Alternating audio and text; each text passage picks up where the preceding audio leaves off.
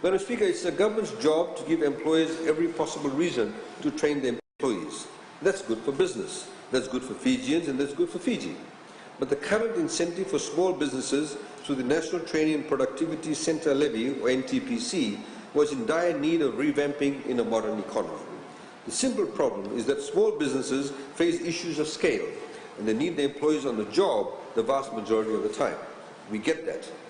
And the 1% NTPC levy wasn't working for these businesses. It was too complicated and an unnecessary burden. That's going to change, because this levy is going to dramatically reduce to 0.1%.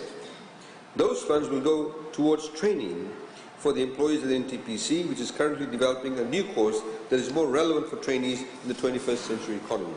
We're also introducing a 0.4% levy paid by all employees who used to pay the NTPC levy in the form of a workers' compensation levy, which is going to have a fair, more direct and powerful impact for employees in Fiji.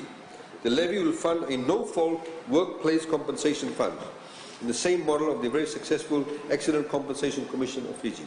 So when Fijians are injured, or in especially tragic cases are killed in their workplace, their families can receive compensation quickly to help them during an incredibly difficult time. So no longer will claims languish on the sideline for years. No longer will companies have to bear the cost of workers' compensation insurance, which is costing them around $8 million a year. And those who don't have insurance at all will now be protected, and so will their employees. To keep up with workplace training, we're revamping tax incentives by giving 150% in tax deductions to all businesses to compensate them for training their staff, with the on-job training now qualifying under this new incentive. So small business owners now have a real incentive that is actually designed, very simply, to the realities they face. The employees can train through an accredited program in-house, they can train at the NTPC, they can train locally, they can train overseas. Regardless, their government will support them.